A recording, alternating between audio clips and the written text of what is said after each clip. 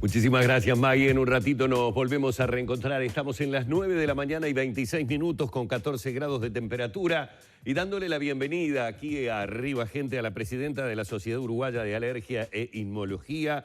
Estamos hablando de Selva Iris Ale. Bienvenida, un placer realmente tenerla Humberto, aquí en la mañana arriba. Un placer estar aquí con ustedes. Bienvenida. Lorena, un placer. Bueno, obviamente el 2020 fue un año completamente atípico en materia de nuestra propia concurrencia a consultas, etcétera, etcétera. En el 2021 ha venido normalizándose, es decir, ha venido en aumento la cantidad de atenciones que se han tenido por el tema alergias e inclusive allí también el famoso tema de cómo establecer una diferencia, porque a veces son tan similares los síntomas que se pueden tener, que pueden llegar a confundirse con coronavirus, y una alergia no es tratada como tal, sino que termina en un hisopado, porque hoy por hoy tenemos esos problemas.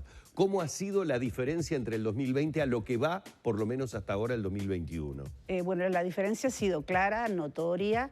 Hemos tenido y estamos teniendo un número alto, muy alto de pacientes, cada vez más alto, un número alto de pacientes en general, pero también de pacientes alérgicos.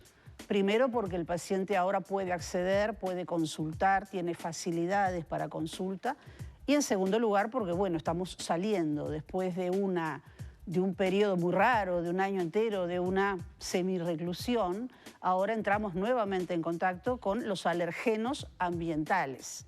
En el 2020 tuvimos los alergenos de las casas, los domiciliarios. Ahora tenemos los del medio ambiente, unido a que llega la primavera, unido a que, como es habitual en nuestro país, tenemos una primavera cambiante, con tiempos cambiantes, con frío, con sol, con calor, con viento, y eso aumenta la liberación de algunos alergenos, que enseguida lo vamos a explicar, y por lo tanto sí tenemos números muy altos. Yo tengo mis consultas de 2, 3 o 4 horas, se transforman en 3, 4, 5 o 6 horas. Entonces, realmente eso se nota a todo nivel y para los alergistas en especial.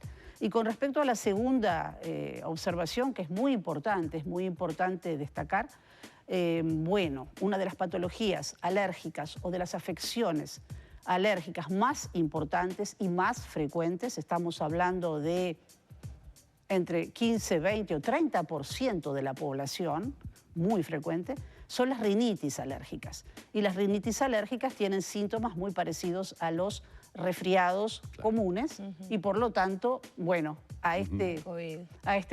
justamente a esto que ha llegado para quedarse, como decíamos recién, al COVID. El paciente lo sabe, la persona lo sabe, que está teniendo su alergia de siempre. Pero bueno, quizás los que están alrededor no, y es muy a menudo, sí, vienen los pacientes, bueno, ya empezaron su serie de hisopados y bueno, y se sienten un poco realmente molestos porque las personas se retiran cuando ellos estornudan o tosen. ¿Cómo es la diferencia? ¿Hay alguna diferencia clínica? Eso es importante, sí, hay diferencias clínicas. ¿Una alergia y sí, claramente. COVID o de gripe incluso?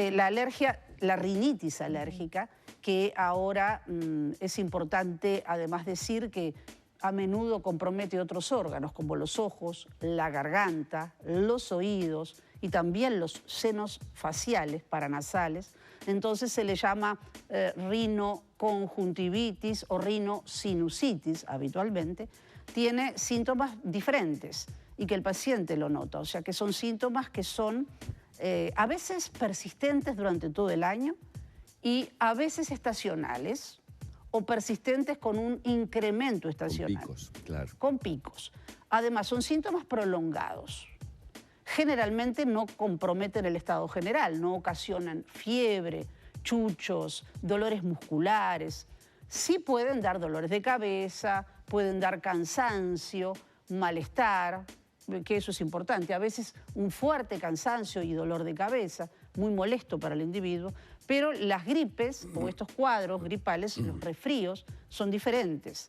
O sea, son más corta la evolución, con un compromiso más importante, con un toque del estado general, con fiebre, empiezan con un dolor de garganta, luego una secreción nasal acuosa y hialina, luego la secreción nasal es más mucosa, y con dolor de cabeza, febril, y en 4 o 5 días ese resfrío se resuelve.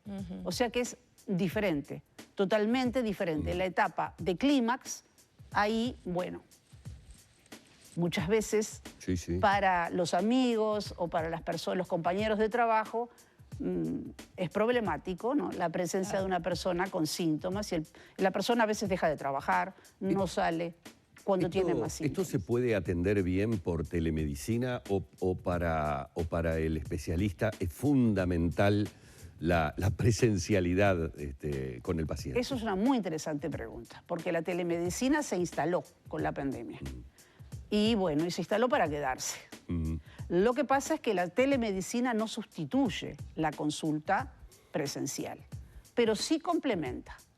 O sea que cada una aplicada en forma adecuada, ambas formas de atención son buenas y son beneficiosas si uno las aplica bien. En una primera consulta uno tiene que conocer a su paciente. Tiene que interrogarlo, tiene que examinarlo, tiene que explicarle, tiene que tener esa relación personal entre el médico y el paciente, o el profesional de la salud y el paciente, no es solamente el médico.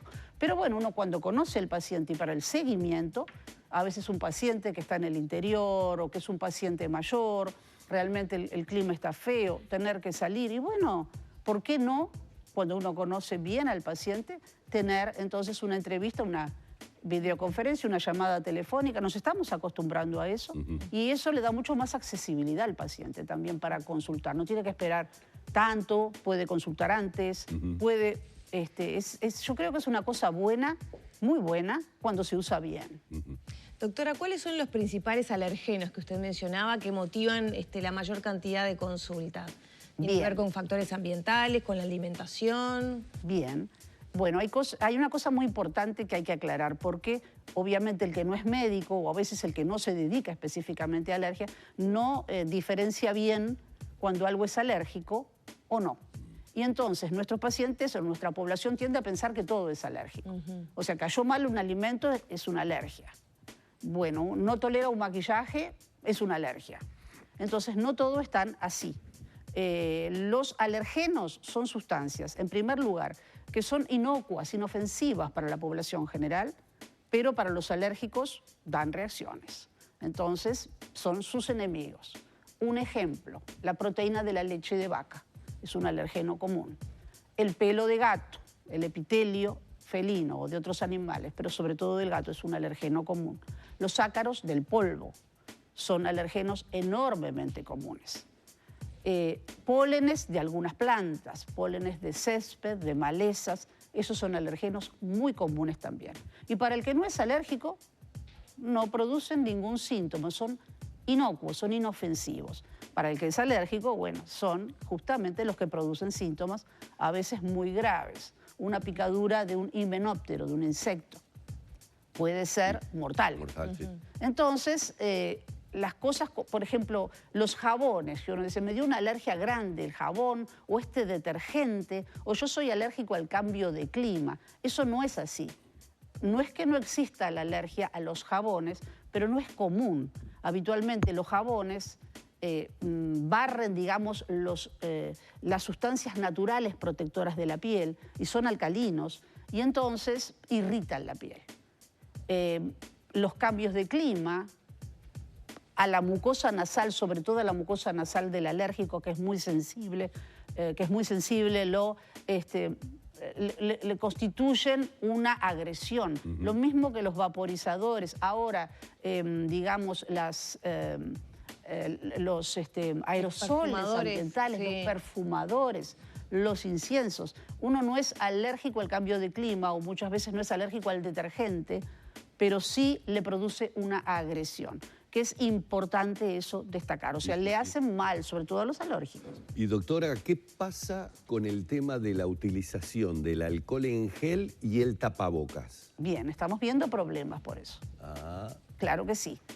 Porque yo tengo que serle sincero, a mí el tapabocas, cuando debo utilizarlo durante mucho tiempo, y estoy hablando de mucho tiempo, por ejemplo, de ver una película, hay un momento que si estoy en un espacio cerrado, comienzo a sentir, por más liviano que sea el tapabocas quirúrgico, comienzo a sentir una sensación de falta de aire, que trato de controlar, pero evidentemente es porque tengo una tendencia semiclaustrofóbica, podríamos decir. Es lo que te iba a decir. Claro, pero es lo que le acontece a mucha gente, o lo invita, digo esto entre comillas, a terminar respirando por la boca.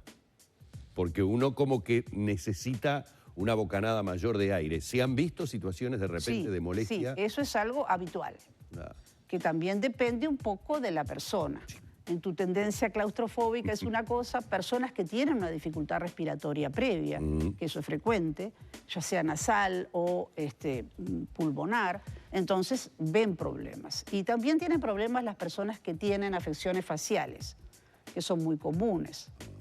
Los acné, las rosáceas, las pieles sensibles, las personas que tienen afecciones faciales, el tapabocas suele agravarlas. O sea que es cierto que da problemas y bueno, habrá que vivir con ellos mientras se requiera de la mejor forma posible. Consultando. Aprendiendo, bueno, la forma... Hay otras formas también de protegerse que complementan y que a veces uno las recomienda y que no necesitan tanta oclusión. Las máscaras... Exactamente. Uno va encontrando la forma para llevar un poquito mejor la vida. Doctora, muchísimas gracias. Ha sido un placer estar acá, un gusto de estar con ustedes. Lo mismo para nosotros. Hemos hablado con la doctora Silva Iris Salí, que es presidenta de la Sociedad Uruguaya de Alergia e Inmunología.